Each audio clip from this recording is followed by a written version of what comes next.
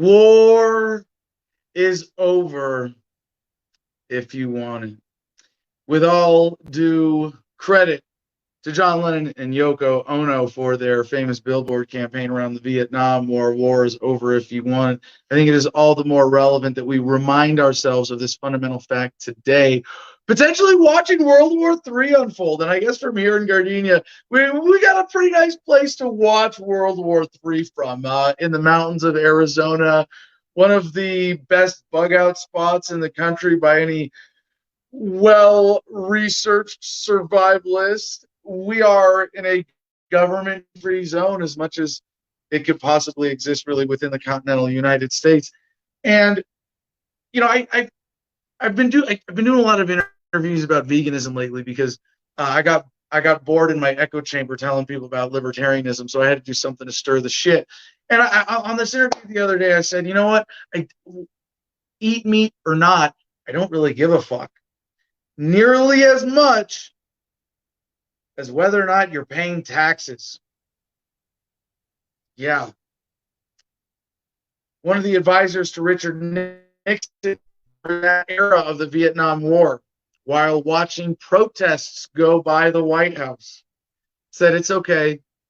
They can protest all they want as long as they keep paying their taxes.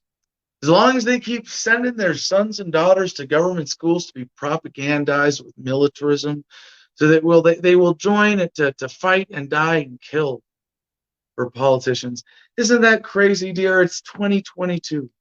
2022. And there are still people out there who believe that the schemes and lies of politicians could be worth dying for. This may be what we are witnessing now in Ukraine, the Russian-Ukraine conflict.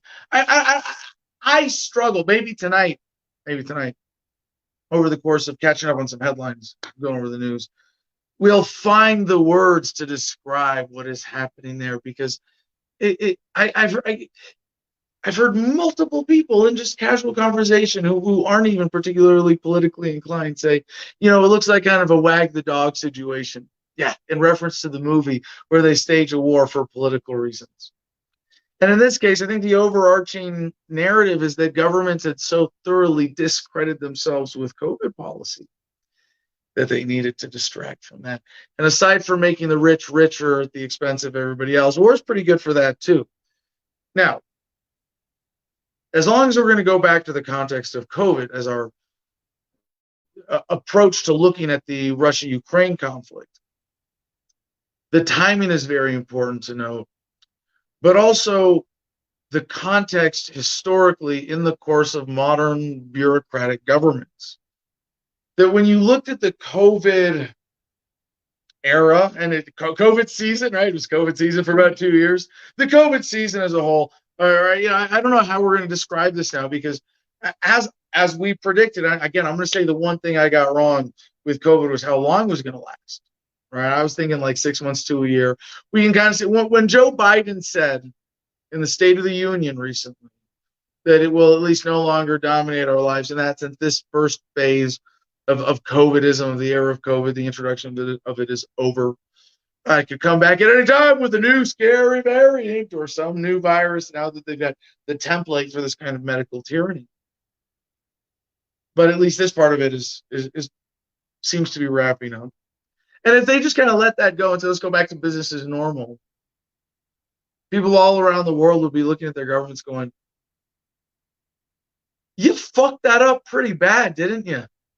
Not just that you fucked it up pretty bad, but you took advantage of our fear and stoked it in order to take advantage of us to make the rich richer at the expense of everybody else.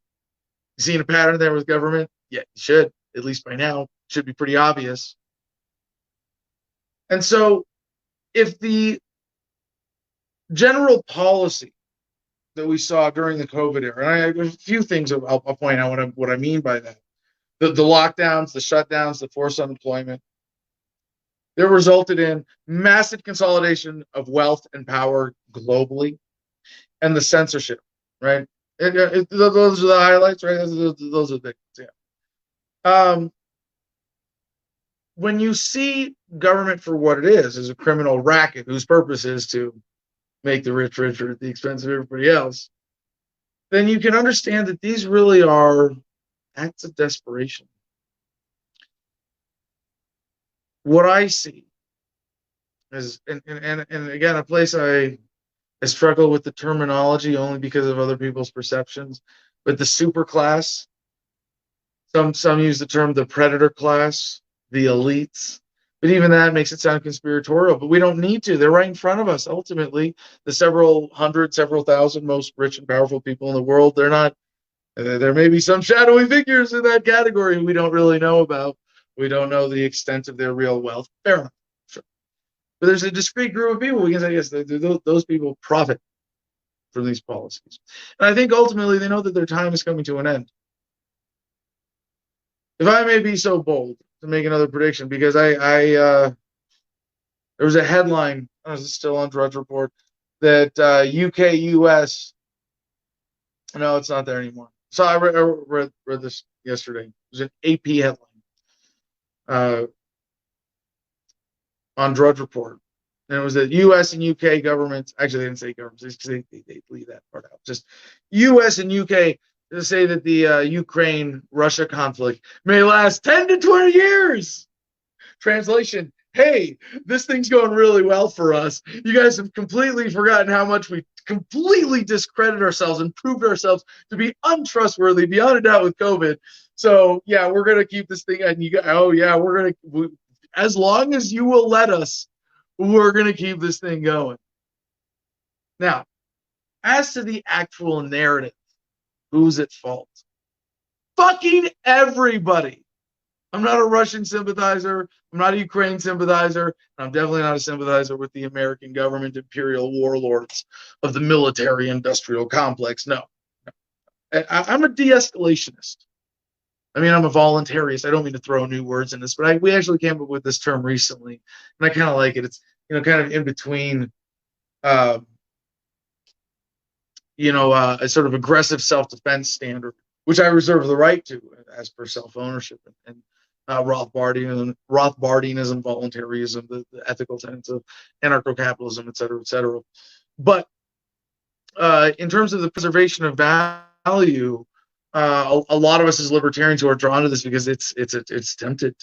It's tempting with its simple answers. The non-aggression principle, self-ownership, kind of explains everything about government and everything about ethics and everything that we care about in the world, even in terms of government policy and social policy. And the ideal of a world of voluntary society where all human relations are free of force, fraud, and coercion is very compelling. But we must acknowledge that there is a certain subjectiveness in the application in the concept of property rights. And I'll give you guys I don't want to get too sidebarred on this because we got big war things to talk about, right? If someone is stealing food from you, let them. Think about that for a second. Yeah, now if you're going to starve, yeah, okay, there might be an asterisk on the statement, right? Yeah. That food is going to a starving child right out now. Or if it's getting out of hand. Someone is stealing a meal from you because they're desperate, another human, fucking let them. It is not in the best interest of preservation of value to escalate that encounter. I'm not a pacifist, but I'm a de-escalationist. And in this sense, what I see around Russia, Ukraine is governments all over the world looking to escalate, looking to draw lines, because they all benefit, at very least, from the distraction value of this. Every country, every government in the world that fucked up their COVID policy, I don't want to say fucked up, that did it really well, but that their people are catching on to how they took advantage of the situation, right? They're going, hey, how can we get on this whole Russia-Ukraine thing? We want to distract our people over here too. And I joke about it, but are we watching World War III unfold from our perch here in the mountains of Arizona with Picacho Butte? Wow, even right now, fucking gorgeous sunset happening. And look at it. There's even like a prism in the clouds, where it gets to, all the colors of the rainbow, like a little prism of light. Beautiful oranges, yellows, and blues. We got Mount Williams to the east. I spent all day on my chainsaw cutting wood. And if you watch the mainstream media, if you consume news, if you're a newshead, you're going to be walking around, oh my God, everything sucks and World War III is happening. It's terrible. But if you can maintain your head and a little perspective, there's a meme about this. And it's that super Chad guy with the big grin, like the super buff guy. And it's like, isn't life wonderful? So like average news watcher on one side, it's this little neurotic meth head looking guy, and then it's the super Chad on the other side, and it says average life enjoyer. Life is wonderful. What a beautiful day. I think I'm going to go for a walk. Who do you want to be? And I'll tell you what, the super Chad attitude towards war is the right one. And it's the one that isn't contributing. Because even by buying into that negativity, that conflict nature of it, the sensationalism of the war, of the conflict, is to feed into it. So what does it mean to be anti-war? To really be anti-war? I mean, first of all, I got to stop paying your taxes. And I understand, and I say that, I'm not going to try to add an absolute standard to that. Because if you hold a U.S. dollar, you're paying tax. You're paying the inflation tax while it's sitting in your hand. If you have U.S. dollars or assets enumerated in dollars in bank accounts, the stuff loses value as the dollar loses value because they print more for the war machine, for the government, borrowing, spending, blah, blah, blah, money creation through the Federal Reserve System and fractional reserve banking, of course, which is actually, in a sense, the larger culprit, but it is the Federal Reserve, and it is the coercion of government forcing this monetary system on the world that is backing it up, that makes that possible. I understand if you live somewhere that has sales taxes,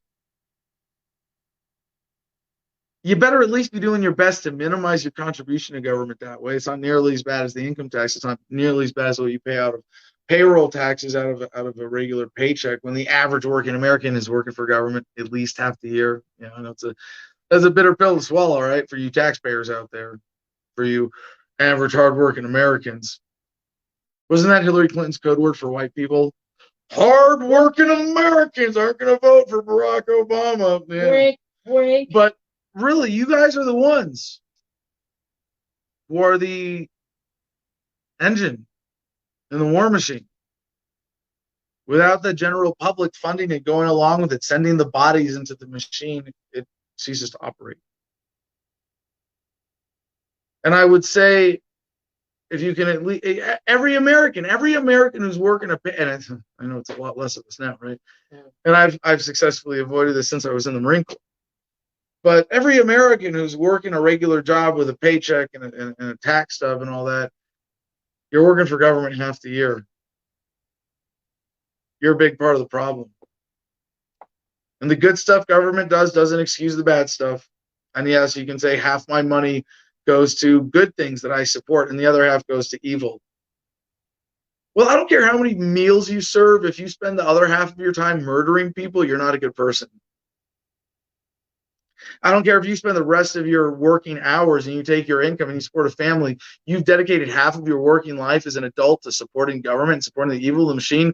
Sorry, but fuck you. You're on the wrong side of history. You're on the wrong side. You are, no matter how much in your heart you are anti-war, in your body, in your flesh, in your mind, in your effort, in your time, in the actual manifestation of your spirit on this earth, you are pro-war. Yeah, it's a bitter pill. So rearranging your life to make sure that you're not supporting the war machine is just one thing that we can all do. If I had to make a prediction, yeah, this thing's going to go on for a while. I don't think they're going to get away with 10, 20 years. They're setting the stage to make it go as long as they can. 10 to 20 years? Nah. Too many people are listening to me right now. Too many people are understanding the ideas that I am presenting right now. To say that if they will continue to make war, we will continue to withdraw our support. And such is the beautiful trend of history, the great human dance forward, that we get more peaceful and cooperative over time. And while we might be on the verge of World War III. Pretty sure it's going to be the lamest World War III ever, just like COVID was the most boring apocalypse ever. So boring. Another act of desperation by the rich and powerful who know that their time is limited and that it's not a way to live. To be a predator of other human beings, to be a leech, to be a parasite. No matter how much you were abused by your Rothschild parents as a kid, no human really wants that. No. We all want peace. We all want to be loved. We all want freedom. So why not? Can this be the last one, please? War is over when we want it.